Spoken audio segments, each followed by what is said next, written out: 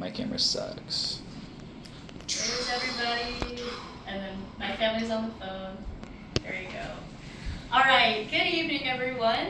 So, first, I want you to imagine a classroom where an F doesn't result in a failing grade, where a mistake isn't the end-all be-all. Well, you can find that classroom with a coach on a field, or in a court, or you can find it on a stage in a theater, or you can find it in front of an easel. Today, my talk is going to be on why children should engage in extracurricular activities. This is something that I grew up doing, and I saw many benefits in my own life and also in the lives of my family. We were able to foster a sense of community with our friends, and also many sources that I included have extensive research and data on why extracurricular activities foster academic growth, emotional resilience, and better time management skills that translate into adult life. It also helps children with mental health resiliency. Every parent shares a goal. They want their child to develop into well-adjusted and healthy adults. And so my speech can help us explore data in academic and psychological improvements, resilience, and physical, social, and emotional intelligence. My first point is that there have been extensive studies and data showing that extracurricular and after-school activities improve mental resilience and academic scores. It provides a safe and low-stakes environment to foster a growth mindset. A growth mindset is the ability to push past setbacks and to grow and improve. In a study done by Myung-Ho Im, Jan N. Hughes, Chi Chan, and Oki Man-kwok in their 2016 study from the American Educational Journal titled Effects of Extracurricular Participation During Middle School on Academic Motivation and Achievement at Grade 9, a very long title, tracked over different adolescent years, and they found that students who engaged in academic activities viewed setbacks not as unchangeable, but as circumstances to be improved upon. One of my favorite ballerinas is named Missy Copeland, and in her 2025 TED Talk, The Roots of Resilience, she said that resilience is about persistence, showing up repeatedly and making the quiet decision to persevere despite rejection and instability. Another thing that after-school activities offer is balance. Oftentimes, students have to really manage their time with after-school activities, their own school, homework, jobs if they have any, and family obligations.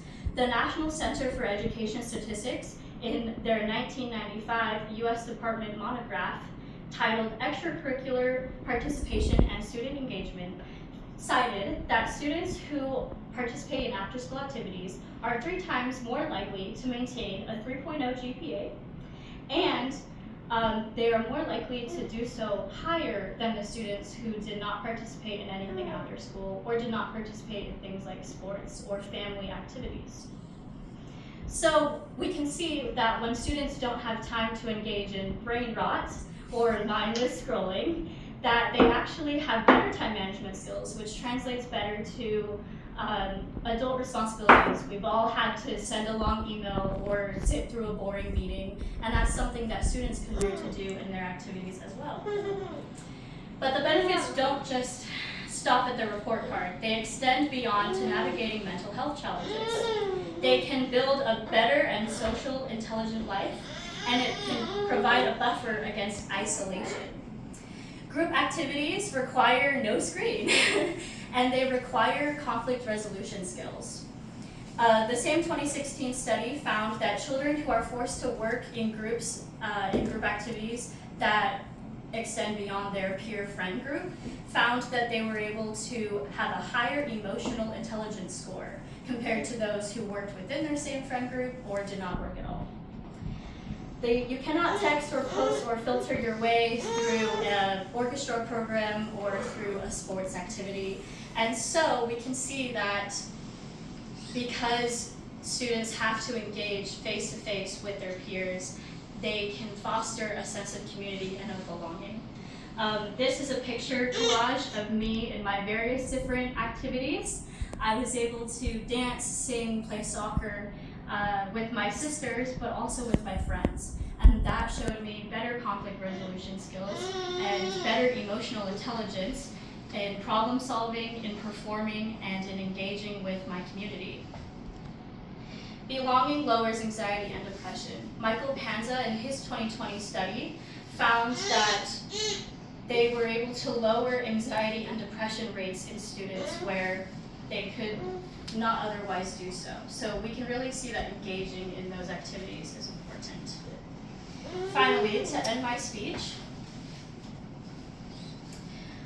reinforcing this point, the Terence Sanders 2024 talk titled Time Use and Substitutes in Adolescents' Mental Health found that replacing 1 hour of screen time with extra activity gave a 15 to 20% increase in well-being in a well-being mental score. The sheer depth and data and real-life experience is invaluable and shows that students really do need extracurricular activities. There is specific research that I have cited in my talk, as well as experiences from my own life and that of Mitzi Copeland to show that. The purpose of extracurricular activities is not to just fill a time, but it is to engage in your community and to develop real-life skills. So I want you to think of when you as a parent are weighing the logistics of signing your kid up for that camp, how much time, effort, money it might take. You're not just filling time or trying to improve their college resume. You're actually giving them the tools and the motivation to improve themselves and to develop their character. So give them that extra classroom. Give them that ability to grow and to learn alongside their peers so that they can throw the ball, paint on the canvas, and learn resiliency and the lesson of doing your best and never giving up. Thank you.